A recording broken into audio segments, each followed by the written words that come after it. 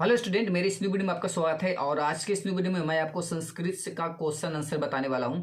और जो मेरे को इम्पोर्टेंट लगा और फिर मैं इधर उधर देखा हूं, ठीक है। और देखने के बाद मेरे को जो क्वेश्चन अच्छा लगा उसको मैं छाट कर छोटा में करके और बड़े वो बहुत बढ़िया से उसको सजा कर और मैं इस वीडियो में मैं लेकर आया हूँ, ठीक है। ये जो वीडियो होने वाला है वो ज़्यादा देर का नहीं होने वाला है। मात्र आप आधा घंटा या 32-35 मिनट आप जो मान लो, इतना देकर बढ़िया से इसका क्वेश्चन आंसर कर सकते हो। और पूरे पूरे संस्कृत का जितना भी लेसन होता है सारे का मैं इसमें लेकर आया हूँ, टॉपिक बाय टॉपिक, जो ज़्यादातर के जो क्वेश्चन आते रहता है उसको, ठीक है। तो जो स्टूडेंट पूरा का पूरा नहीं भी पढ़े हैं बढ़िया से, वो अगर इसको इस मेरे के मतलब कि आप ये मान लो कि ये जो मेरा वीडियो होने वाला है वो संस्कृत के क्वेश्चन आंसर का मान लो कि आप ये सारांश है, ठीक है। आप ये मान लो और इस सारांश को पढ़कर आप आसानी से क्वेश्चन आंसर संस्कृत का कर लोगे, ये तो कंफर्म है कि कर लोगे, क्लियर है। तो चलिए चलते हैं वीडियो की तरफ में और आप आसानी से पढ़ो समझो, ठीक है। तो जैसे कि मैंने आपको बताया कि संस्कृत का पूरा जो जो मेरे को इम्पोर्टेंट लगा है वो मैं बारीकी से इसमें निकालने की पूरी से पूरी कोशिश किया हूँ। तो चलिए अब इसके क्वेश्चन और आंसर पे आते हैं। तो इसमें पहला क्वेश्चन दिया गया है, ये मंगलम पाठ से रिलेटेड है कि मंगलम पाठ के आधार पर सत्य का स्वरूप बताएं। ठीक है, मंगलम पाठ के आधार पर सत्य का स्वरूप बताएं, यहाँ पे लिखा गया इस तरीक़ा से। तो सत्य की महत्ता का वर्णन करते हुए महर्षि वेदव्यास कहते हैं कि हमेशा सत्य की जीत होती है। किसकी जीत होती है? तो हमेशा सत्य की जीत होती है, मिथ्या कदापि नहीं जीतता है। यानी जो झूठा होता है वो कभी भी नहीं जीत पाता है। ठीक है, सत्य से ही देवलोक का रास्ता प्रशस्त होता है, यानी देवलोक का जो रास्ता है वो खुलता है। मोक्ष प्राप्त करने के वाले ऋषि लोग सत्य को प्राप्त करके ही देवलोक जाते हैं, क्योंकि देवलोक सत्य का क्या है? तो खजाना है। तो ये इसका पहला क्वेश्चन का आंसर हुआ। अगर आपको कुछ प्रॉब्लम हो रहा होगा तो आप रोक के इसको फिर से आप दोबारा समझ लेना कि मैं क्या बोला हूँ। चलिए चलते हैं अगले क्वेश्चन की तरफ में।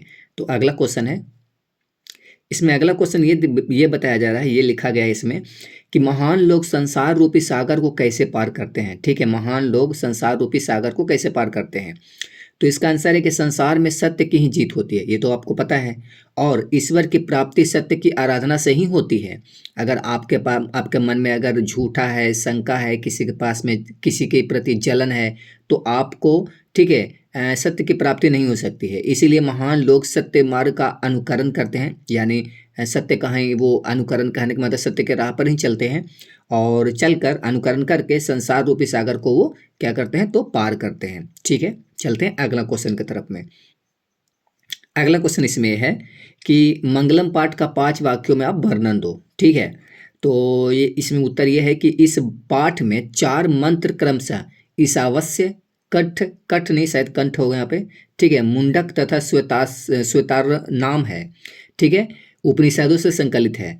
ये मंगलाचरण के रूप में पठनीय है। इन्हें पठने परम सत्ता के प्रति श्रद्धा उत्पन्न होती है। ठीक है, यानी जो ऊपर वाले के लिए श्रद्धा उत्पन्न होता है, ये इस मंत्र को पढ़ने के बाद सत्य की अन्वेषण की प्रकृति होती है। यहाँ पर कुछ टाइपिंग में प्रॉब्लम हो गया है। तथा आध्यात्मिकता कहने का मतलब है कि जैसे कि मेल मिलाप, भगवान से मेल मिलाप जो भी है, आध्यात्मिकता खोज की उत्सुकता होती है। और उपनिषद ग्रंथ विभिन्न वेदों से संबंध होता है। ठीक है, चलिए अगला क्वेश्चन की तरफ में चलते हैं। इसमें अगला क्वेश्चन है, विद्वान को कैसे प्राप्त करते हैं? विद्वान को कैसे प्राप्त करते हैं? यहाँ पे कुछ टाइपिंग प्रॉब्लम है क्या? चलिए ठीक है, देखते हैं पहले। तो मुंडकोपनिषद में महर्षि वेदव्यास ने श्रेष्ठ पुरुष अर्थात ब्राह्मण को प्राप्त करने के लिए, यानी ब्रह्मा को प्राप्त करने के लिए, ठीक है, यहाँ पर कुछ गलत हुआ होगा, ठीक है, ब्रह्मा को प्राप्त करने के लिए कुछ उपाय बताए हैं। वे कहते हैं कि जिस प्रकार बहती हुई नदियाँ अपने वास्तविक नाम को त्याग करके सागर में समाहित हो जाती है, उसी प्रकार विद्वान अपने नाम को त्याग कर श्रेष्ठ पुरुष को अर्थात ब्राह्मण को, यानी ब्राह्मण को नहीं मतलब ब्रह्मा को प्राप्त कर लेता है। ठीक है, यानी भगवान को। इस प्रकार संसार के आवागतून के बंधन से वह मुक्त हो जाता है, यानी संसार के जो भी मोह माया है उससे वो को क्या हो जाता है? तो मुक्त हो जाता है। चलिए अगला क्वेश्चन की तरफ चलते हैं। अगला क्वेश्चन है कि पटना का गुरुद्वारा किसके लिए और क्यों महत्वपूर्ण है? बहुत इंपॉर्टेंट ये क्वेश्चन है, बार बार आता है। तो गुरु गोविंद सिंह ने पटना सिटी में जन्म लिए थे। ठीक है, और लिया था यहाँ पे लिखा हुआ, लेकिन होना चाहिए था लिए थे। पटना सिटी में ही सभी पटना सिटी में ही सभी सिख धर्मगुरु पधारे हैं और 10वें गुरु गोविंद सिंह का जन्म स्थान भी कहाँ पे है, तो गुरुद्वारा भी यहीं पे है। कहाँ पे है, तो पटना में ही है। इसीलिए इस पवित्र स्थल का सिख संप्रदाय में बड़ा ही महत्व है। ठीक है, यहाँ पे यानी यहाँ पे पूरा का पूरा बढ़िया समझ लो कि गुरु गोविंद सिंह ने पटना सिटी में जन्म लिए थे। पटना सिटी में सभी सिख धर्म गुरु पधारे हैं और 10वें गुरु यानी क्या बोलें कि सिख संप्रदाय के 10वें गुरु गुरु गोविंद सिंह का जन्म स्थान भी कहाँ पे है, तो गुरुद्वारा भी यहीं पे है। कहाँ पे है, यानी पटना में है। इसीलिए यह पवित्र स्थल सिख संप्रदाय के लोगों के लिए भी हो जाता है। ठीक है, देखते हैं अगला क्वेश्चन। अगला क्वेश्चन है पाटलिपुत्र की विशेषताओं का वर्णन करो। तो पाटलिपुत्र ने प्राचीन काल से ही मतलब पाटलिपुत्र में यहाँ पर होना चाहिए। पाटलिपुत्र में प्राचीन काल से ही अब तक अपने महत्व को धारण किया हुआ है। ठीक है, प्राचीन काल से ही यहाँ सरस्वती का मुख्य केंद्र माना जाता है, यानी पढ़ाई लिखाई बहुत ज़्यादा होता है वहाँ पे। वर्तमान समय में यह बिहार की राजधानी भी है अभी के टाइम में। यहाँ के उत्कृष्ट संग्रहालय, उच्च न्यायालय, जैविक उद्यान, तारामंडल, गोलघर, महावीर मंदिर आदि दर्शनीय है। यानी यहाँ जो इस तरीके से सब बताया गया ये सब घूमने लायक है, सब देखने लायक है। सिख संप्रदाय के 10वें गुरु गुरु गोविंद सिंह का जन्म स्थल भी जो गुरुद्वारा के नाम से जाना जाता है, जहाँ देश विदेश की यात्री दर्शन करने आते हैं, तथा पटना का पालन करने वाली देवी पटन देवी आज भी यहाँ पे बहुत ही पूजी जाती है। मतलब इनका क्या बोले कि बहुत पूजी जाती है, कहने का मतलब है श्रद्धा पटन देवी में बहुत ज़्यादा है। ठीक है, अगला देखते हैं क्वेश्चन। तो अगला क्वेश्चन है लेखक पाटलिपुत्र वैभव पाठ में हमें क्या संदेश देता है, यानी पाटलिपुत्र वैभव से हमें क्या संदेश देता है।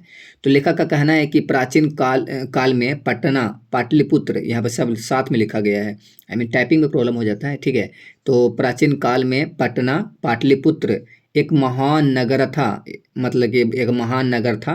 ठीक है, यहाँ भी सट गया यहाँ पे, जहाँ शिक्षा वैभव और समृद्ध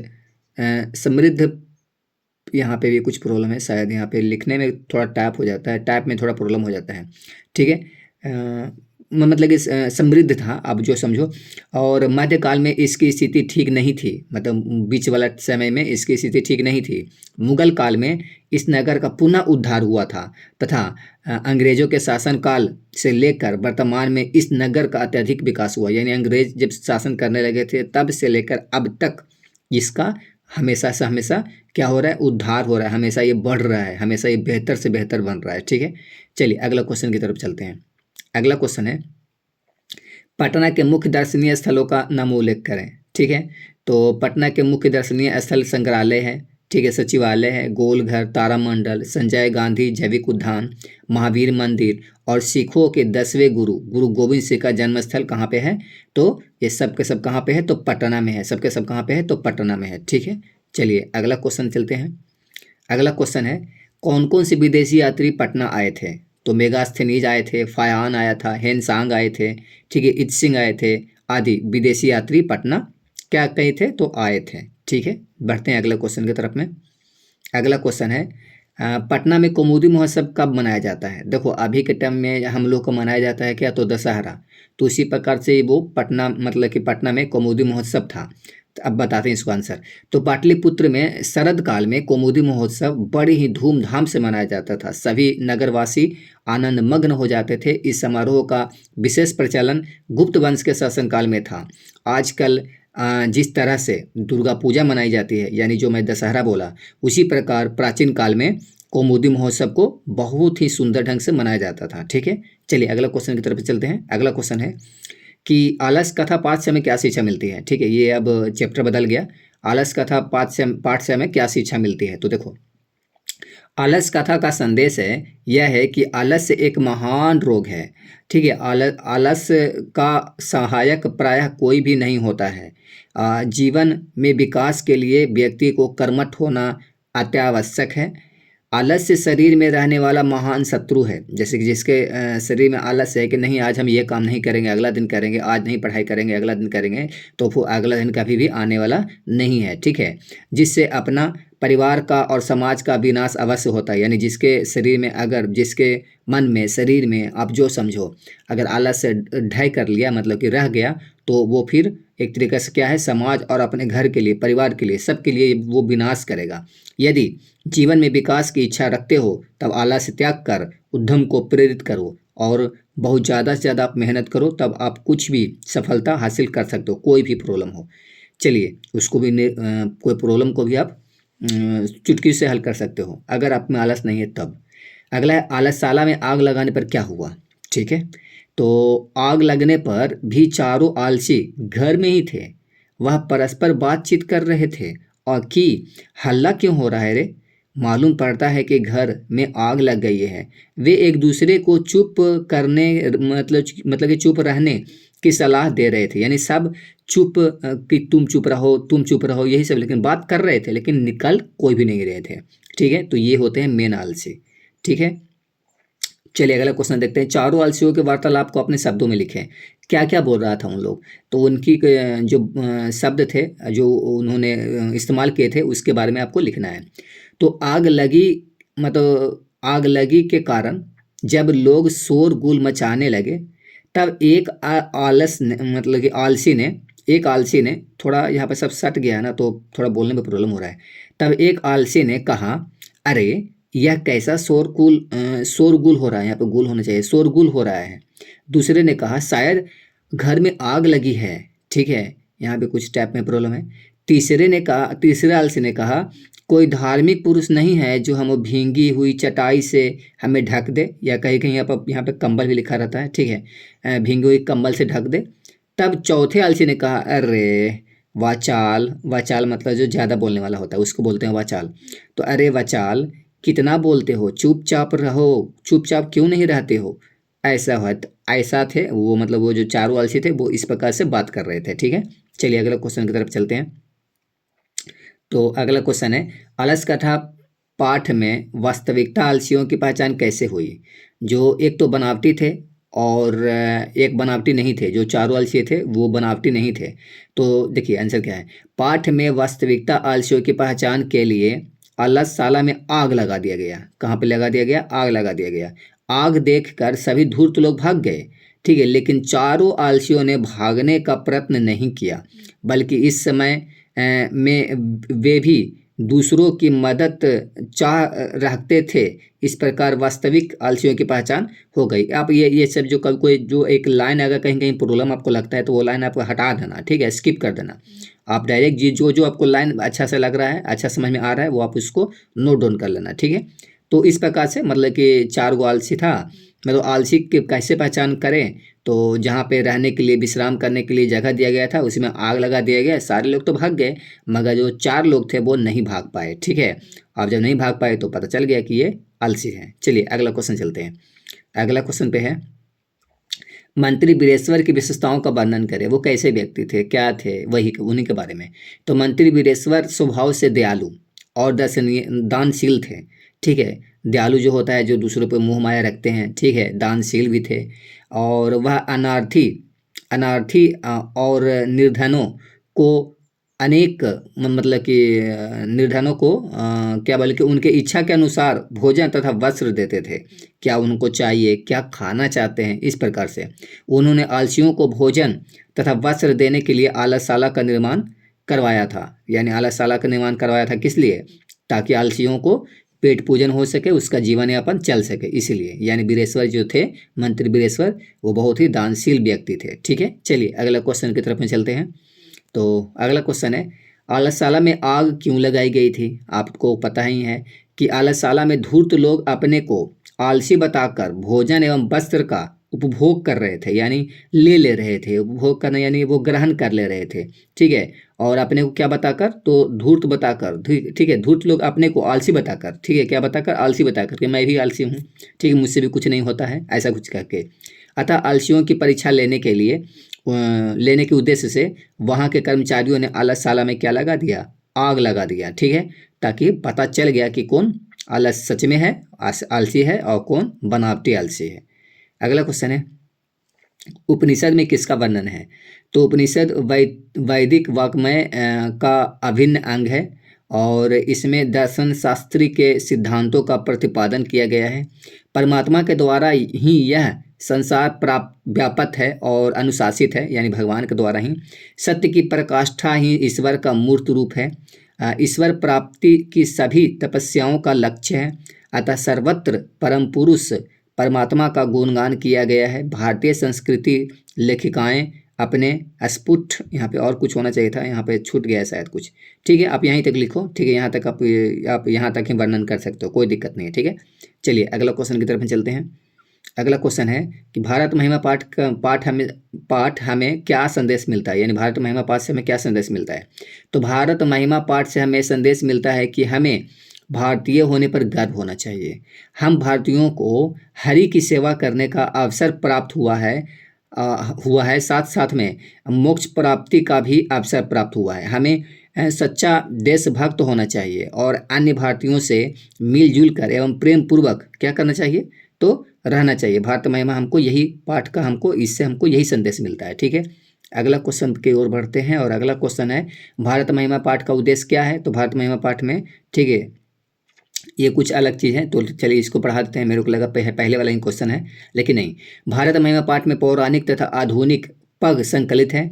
इन सभी पगों का उद्देश्य भारत और भारतीयों की विशेषताओं का वर्णन करना है। इनमें भारत की सुंदरता एवं भव्यता और भारतीयों की देशभक्ति आदि की ओर पाठकों का ध्यान आकर्षित किया गया, यानी जो पढ़ने वाले हैं उनको वो ध्यान आकर्षित करते हैं कि देखो किस तरीक़ा से उन्होंने अपने पगों में इस तरीक़े से भारत का वर्णन किया है। भारत की ओर भारत का ध्यान दो, मतलब भारत पे ध्यान दो कहने का मतलब है कि लड़ाई झगड़ा मत करो। भारत एक बहुत ही अच्छा देश है, ठीक है, और इसमें मिलजुल के सभी लोग रहो। ठीक है, चलिए अगला क्वेश्चन है संस्कार कितने प्रकार के होते हैं। अभिवार संस्कार का वर्णन भी करने के लिए बोला है। तो संस्कार 16 होते हैं। संस्कार कितने होते हैं, तो 16 होते हैं। अगर आपको संस्कृत में आएगा तो लिखा रहेगा शायद षोडश। ठीक है, विवाह संस्कार के उपरांत ही मनुष्य वस्तुतः अर्मकांड, यहाँ पे अर्मकांड नहीं होना चाहिए था, यहाँ पर होना चाहिए था कर्मकांड। ठीक है, यहाँ पे गलती टाइप हो गया है। वस्तुतः कर्मकांड होते हैं और विवाह कहाँ पे क्या हुआ है, विवाह संस्कार के उपरांत ही मनुष्य वस्तुतः कर्मकांड होते हैं। ठीक है, उनमें वागदान, ठीक है, मंडप निर्माण, वधू वनिग्रहण, ठीक है, यानी हाथ देना, लाजमोह, ठीक है, ये सब को ब्रैकेट में उसका आंसर मतलब कि उसका मतलब बताया गया है। ठीक है, सात घर पर वर पक्ष का स्वागत, ठीक है, और वर वधू का परस्पर निरीक्षण, कन्यादान। देखो जो शादी विवाह में होता है, शादी होने के लिए, तो वो उसमें क्या क्या होता है उसके बारे में आप लिख दोगे तो इसका आंसर आपका हो जाएगा। बस आप इसको ये पहले विवाह संस्कार का वर्णन बस, लेकिन आपको ये है कि संस्कार कितने प्रकार के होते हैं तो ये आप पहले लिख लेना, बाकी इसके बारे में आप लिख देना। ठीक है, जैसे और भी होता है, सिंदूर दान इत्यादि होते हैं। सभी जगह प्राय विवाह संस्कार का होता है। तदनुरूप गर्भधारण इत्यादि संस्कार पुनर्वृत्ति होकर जीवन क्रम है। मरण के अनंतर अंत्येष्टि, आप इसको आराम से पढ़ के आप देख लेना। ठीक है, इसको हम स्किप करते हैं। चलिए अगला क्वेश्चन है संस्कार कितने प्रकार के होते हैं और कौन कौन से होते हैं। तो संस्कार 16 प्रकार के हैं। इन 16 संस्कारों को मुख्य 5 प्रकारों में बांटा गया है। 3 जन्म से पहले वाले संस्कार और 6 शैशव संस्कार, 5 शिक्षा संबंधी संस्कार और 1 विवाह के रूप में गृहस्थ संस्कार तथा 1 मृत्यु के बाद, ठीक है, अंत्येष्टि संस्कार है। यानी इस प्रकार से संस्कार कितना है, तो 16 है। चलिए अगला क्वेश्चन की ओर बढ़ते हैं। अगला क्वेश्चन है उपनयन संस्कार का वर्णन करें। तो उपनयन संस्कार शिक्षा संस्कार के अंतर्गत आता है, जिसमें गुरु के द्वारा शिष्य को अपने घर से ले जाना होता है। ठीक है, शिष्य को अपने घर से क्या होता है, ले जाना होता है, जहाँ शिष्य शिक्षा नियमों का पालन करते हुए अध्ययन करता है। ठीक है, चलिए ये होता है उपनयन संस्कार, आप इसको फिर से पढ़ लेना। अगला क्वेश्चन है प्राचीन काल में शिष्य को ब्रह्मचारी क्यों कहा जाता था। तो शिक्षा संस्कारों में अक्षरारंभ, उपनयन, वेदारंभ के शांत और समापवर्तन संस्कार होते हैं। अक्षरारंभ में अक्षर लेखन और अंक लेखन बच्चा आरंभ करता है।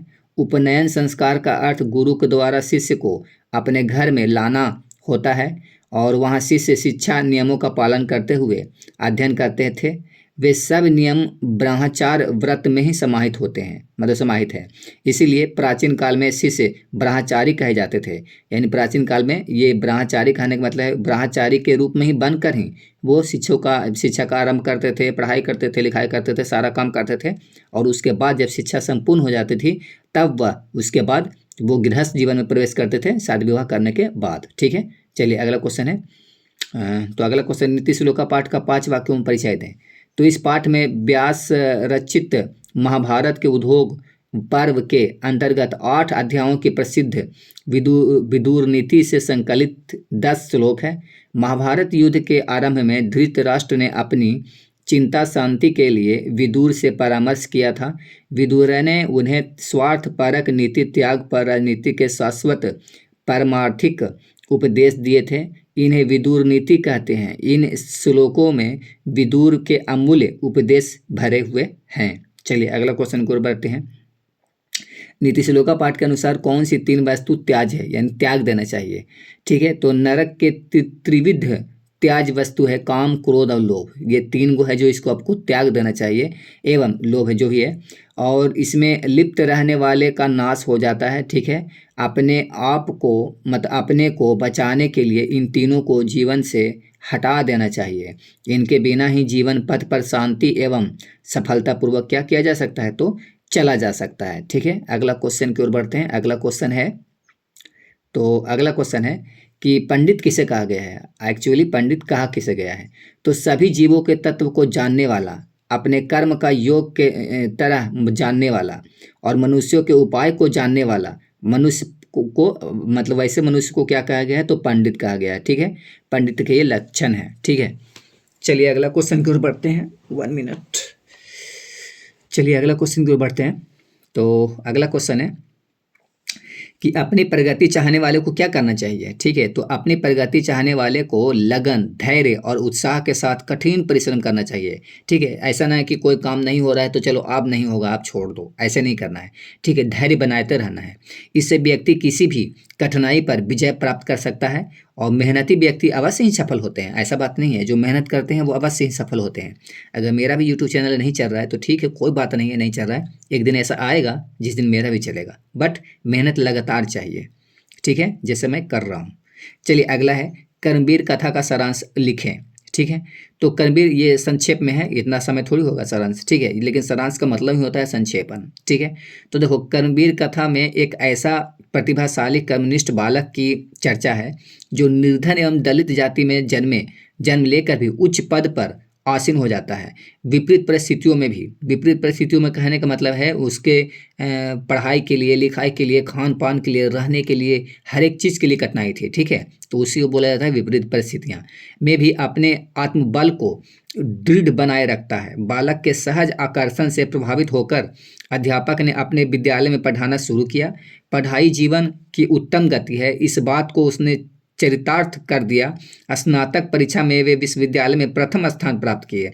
केंद्रीय लोक सेवा की परीक्षा में भी स्वाध्याय और व्यापक विषय ज्ञान के कारण उन्होंने ऊंचा स्थान प्राप्त किया। तो ये थे कर्मवीर कथा का सारांश, ऐसा ही थे। ठीक है, तो चलिए अगला क्वेश्चन है राम प्रवेश का जन्म कहाँ हुआ था, अथवा राम प्रवेश की जीवन पर प्रकाश डालें।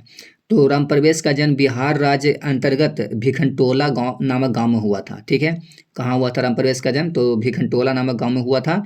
वे पुस्तकालयों में अनेक विषयों की पुस्तकों का अध्ययन किया करते थे। ठीक है, अलग अलग प्रकार की किताबों का अध्ययन वो किया करते थे, अलग अलग सब्जेक्ट का। वे अध्ययन को छात्रों की पूजा मानते थे। ठीक है, छात्रों की पूजा मानते थे और अपने परिश्रम के परिणाम स्वरूप केंद्रीय प्रशासनिक सेवा की परीक्षा में सर्वोच्च स्थान भी वो क्या किए थे, पास किए थे और वे सफल हो गए। ठीक है, वो देखो कितना पढ़ाई किए, रात दिन एक करते थे पढ़ाई करने के लिए, और प्लस में क्या करते थे, अलग अलग सब्जेक्टों की जानकारी भी रखते थे। और फिर एक दिन उनको क्या हुआ, तो वे अच्छे जगह पे पहुंच गए। चलिए अगला क्वेश्चन, राम प्रवेश की प्रतिष्ठा कहाँ कहाँ देखी जा रही है। तो राम प्रवेश की प्रतिष्ठा विद्यार्थी जीवन के साथ साथ प्रांतीय प्रशासन एवं केंद्रीय प्रशासन में देखी जा रही है। उनकी प्रशासन क्षमता और संकट के समय उनके द्वारा लिए गए निर्णय सबको मुग्ध कर देते हैं। सबको क्या, यानी सबको बोलने पे मजबूर नहीं, बल्कि सबके सब चुप हो जाते हैं, आप ये समझो। चलिए अगला क्वेश्चन है, स्वामी दयानंद मूर्ति पूजा के विरोधी कैसे बन गए? स्वामी दयानंद मूर्ति पूजा के विरोधी कैसे बन गए? तो स्वामी दयानंद के घर शिवरात्रि का महोत्सव था, ठीक है, मतलब महाशिवरात्रि जो होता है तो उसका पूजा पाठ था, ठीक है, पूजन पाठन थे। और उसी रात्रि में उन्होंने मूर्ति पर चढ़ाए हुए प्रसाद के चूहे को खाते हुए देखा। जो मूर्ति पर जो प्रसाद चढ़ाया हुआ था उसको वो देखे कि एक चूहा है जो खा रहा है। उनके मन में अलग अलग प्रकार के विचार उत्पन्न हो गए और उसी दिन से ये मूर्ति पूजा के क्या हो गए? तो विरोधी हो गए। कितना सटीक आंसर है, आप इसको अच्छा से लिखोगे तो और अच्छा से लिखाएगा, ठीक है। चलिए अगला क्वेश्चन की ओर बढ़ते हैं। अगला क्वेश्चन है 1 मिनट 1 मिनट 1 मिनट। चलिए अगला क्वेश्चन को बढ़ते हैं। अगला क्वेश्चन है स्वामी दयानंद मूर्ति पूजा के विरोधी कैसे बन गए? ये तो शायद अभी क्वेश्चन आया था, ठीक है, ये रिपीट हो रहा है। चलिए अगला क्वेश्चन की ओर बढ़ते हैं। अगला क्वेश्चन है श्री राम के प्रकृति सौंदर्य बोध पर अपने विचार लिखें। मंदाकिनी वर्णम पाठ में राम ने प्राकृतिक सौंदर्य खासकर मंदाकिनी नदी का बड़ा ही मनोरम, ठीक है, दृश्य प्रस्तुत किया है। वह फूलों से संपन्न रंग बिरंगे तटों वाली हंसों से द्वारा शोभित आदि उपनामों द्वारा नदी को सुशोभित करते हैं। इस प्रकार उन्होंने प्रकृति का वास्तविक चित्रण प्रस्तुत किया है, ठीक है। अगला क्वेश्चन को बढ़ते हैं। अगला क्वेश्चन है व्याघ्र पथिक कथा में पाठ में हमें मतलब व्याघ्र पथिक कथा पाठ से हमें क्या शिक्षा मिलती है? तो व्याघ्र पथिक कथा से हमें यह शिक्षा मिलती है कि मनुष्य को लोभ से आकृष्ट नहीं होना चाहिए तथा कभी भी लोभ के चक्कर में क्या करना चाहिए? तो नहीं पड़ना चाहिए। लोभ ना बहुत बेकार चीज़ होता है, ठीक है। अगला क्वेश्चन की ओर बढ़ते हैं। तो अगला क्वेश्चन है सोने के कंगन को देखकर पथिक ने क्या किया? पथिक यानी जो रास्ता से जो जा रहा था, ठीक है, वो क्या किया? तो सोने के कंगन को देखकर पथिक ने सोचा कि यह भाग्य से ही संभव होता है, किंतु इसमें आत्मसंदेह वाले कार्य में झुकाव नहीं करनी चाहिए। वो सोचा कि चलो अरे कोई दे रहा है सोना के कंगन तो चलो चल के ले लेते हैं, पता नहीं ये मिलेगा या नहीं मिलेगा, मेरा भाग तो अच्छा है कि मेरे को सोने का कंगन दे रहा है। लेकिन आपको क्या पता यहाँ पे लोभी है, ठीक है, मन में कुछ लोभ है कि चलो मेरे को सोने का कंगन मिल जाएगा बिना मेहनत किए हुए। तो बिना मेहनत का कुछ भी नहीं मिलता, आप ये बात समझ लो, ठीक है। अगर मिल भी रहा है तो कहीं से कोई प्रॉब्लम जरूर होगा। अगला क्वेश्चन है बाघ ने स्वयं को अहिंसक बताने के लिए यानी सिद्ध करने के लिए क्या किया? यानी अहिंसक यानी हम लड़ाई झगड़ा नहीं करते हैं, हम मार काट नहीं करते हैं, हम हिंसाकारी नहीं हैं। तो अहिंसक बताने के लिए वो क्या किया? तो बाघ ने स्वयं को अहिंसक पर सिद्ध करने के लिए यह तर्क देता है कि मैं पहले दुर्व्यचारी था, अनेकों गायों और मनुष्यों को मारा, जिसके पाप से पुत्र और मेरी पत्नी मर गई, और किसी धार्मिक व्यक्ति ने उपदेश दिया कि दान और धर्म करो, तब से मैं दान और धर्म कर रहा हूँ। मेरे दांत टूट गए, नख जल गए, अभी भी विश्वास नहीं होता है। तो इस प्रकार बाघ स्वयं को हिंसक सिद्ध करता है। मतलब ऐसे ऐसे बात बोल के कि मैं बहुत पहले दुराचारी था, तो उसके चलते क्या हुआ कि मेरी पत्नी मर गई, मेरे पुत्र मर गए। फिर एक धार्मिक व्यक्ति ने उपदेश दिया कि तुम ये करो, सोने का कंगन दान करो, तब से मैं दान कर रहा हूँ। और इस प्रकार से उसको जो पथिक को है वो उसने बाघ ने फंसा लिया और उसको खा गया, ठीक है। अगला क्वेश्चन को चलते हैं। कर्ण की दानवीरता का वर्णन करें। तो कर्ण की दानवीरता जगत प्रसिद्ध है क्योंकि उसने अभेद कवच और कुंडल भी इंद्र को दान में दिया है। कर्ण जानता था कि जब तक उसके पास कवच कुंडल विद्यमान है तब तक उसका कोई भी कुछ नहीं बिगाड़ सकता है। कर्ण को यह आभास हो गया कि कृष्ण ने इंद्र के माध्यम से कवच और कुंडल मांगा है। कृष्ण चाहते थे कि पांडव विजयी हो। यह जानते हुए भी कर्ण ने कवच और कुंडल दान दे दिया, इसीलिए उसकी दानवीरता को विश्व प्रसिद्ध है, ठीक है, कवच और कुंडल दान देने से। चलिए अगला क्वेश्चन है। और अगला क्वेश्चन है कर्ण की चारित्रिक विशेषताओं का वर्णन करें। तो कर्ण एक महान दानवीर व्यक्ति था, वह एक महान वीर योद्धा भी था, ठीक है। और यह जानते हुए भी कि कवच और कुंडल के बिना उसकी मृत्यु हो जाएगी, फिर भी मांगने पर वह कवच और कुंडल को दान कर देता है। और इस प्रकार कर्ण की दानवीरता विश्व प्रसिद्ध हो जाती है। अगर आपको पता है कि हम कोई चीज़ देंगे तो उसके बाद में हम मर जाएंगे तो आप वो नहीं दोगे, लेकिन वो कर्ण ही ऐसे थे कि फिर भी वो जानबूझकर वो दे देते हैं, ठीक है। अगला क्वेश्चन है। अगला क्वेश्चन कर्ण से दानवीरता पाठ के आधार पर दान के महत्व का वर्णन करें, ठीक है। तो कर्ण से दानवीरता पाठ में कर्ण ने इंद्र को कवच और कुंडल दान किया है। इस पाठ से हमें यह शिक्षा मिलती है कि दान ही मनुष्य का सर्वश्रेष्ठ गुण है, क्योंकि केवल दान ही अस्थिर रहता है। शिक्षा परिवर्तन से समाप्त हो जाता है, वृक्ष भी समय के साथ नष्ट हो जाते हैं तथा जलाशय सूख कर समाप्त हो जाता है। शरीर का मोह किए बिना दान करना चाहिए। दान कभी भी खत्म नहीं होता है, यानी सारे चीज़ तो खत्म हो जाएगा लेकिन दान खत्म नहीं होगा। चलिए अगला क्वेश्चन को बढ़ते हैं। अगला क्वेश्चन है कि विश्व में शांति कैसे स्थापित हो सकती है। तो अशांति मानव जीवन को नरक बना देती है। वास्तव में अशांति के मूल द्वेष और असहिष्णुता है। एक दूसरे देश की उन्नति देख जलते हैं और इससे असहिष्णुता उत्पन्न होती है। स्वार्थ से अशांति बढ़ती है। इस अशांति को वैर से नहीं रोका जा सकता, बल्कि यही दोष वैर और अशांति के मूल कारण है। करुणा और मित्रता से ही वे वैर को नष्ट कर संसार में शांति स्थापित कर सकते हैं। यानी सबके लिए करुणा रखो, मोह माया रखो, ठीक है, और किसी से जलन न करो। तो ये सब करके आप विश्व में शांति प्राप्त कर सकते हो, और ये पहले खुद से करना पड़ेगा, ठीक है, दूसरे के प्रति, और फिर वो भी करेंगे आपके प्रति। चलिए अगला क्वेश्चन को बढ़ते हैं। अगला क्वेश्चन है विश्व शांति पाठ से हमें क्या शिक्षा मिलती है। तो विश्व शांति पाठ का मुख्य उद्देश्य है कि शांति से ही विश्व का कल्याण होगा और द्वेष, असहिष्णुता, अविश्वास, असंतोष, स्वार्थ आदि अनेक अवगुणों के कारण इस समय संसार में अशांति है। यही सब के चलते कुछ ये अशांति है।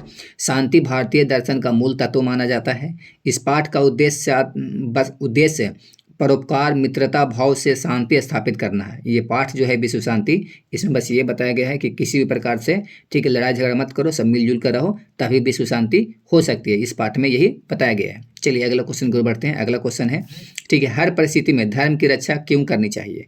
ठीक है, तो धर्म मनुष्य के जीवन को सकारात्मक बनाता है। धर्म को मानने वाला मानते वाला, मतलब कि यहाँ पर होना चाहिए मानने वाला व्यक्ति कभी भी बुरी संगत में नहीं पड़ता है और धन का उपयोग सही दिशा में करता है। इसीलिए मनुष्य को हर परिस्थिति में धर्म की रक्षा हमें करनी चाहिए। ठीक है, चलिए अगले क्वेश्चन को बढ़ते हैं। अगला क्वेश्चन है वेदांग कितने हैं। ठीक है, वेदांग संख्या में कितने हैं। तो वेदांग 6 होते हैं। शिक्षा, कल्प, व्याकरण, निरुक्त, छंद एवं ज्योतिष। शिक्षा उच्चारण प्रक्रिया का बोध कराता है। इसके प्रवर्तक पाणिनि है। कल्प अंग में सूत्रात्मक कर्मकांड ग्रंथ है जिसके प्रवर्तक वैधायन है। भारद्वाज, गौतम, वशिष्ठ आदि ऋषि हैं।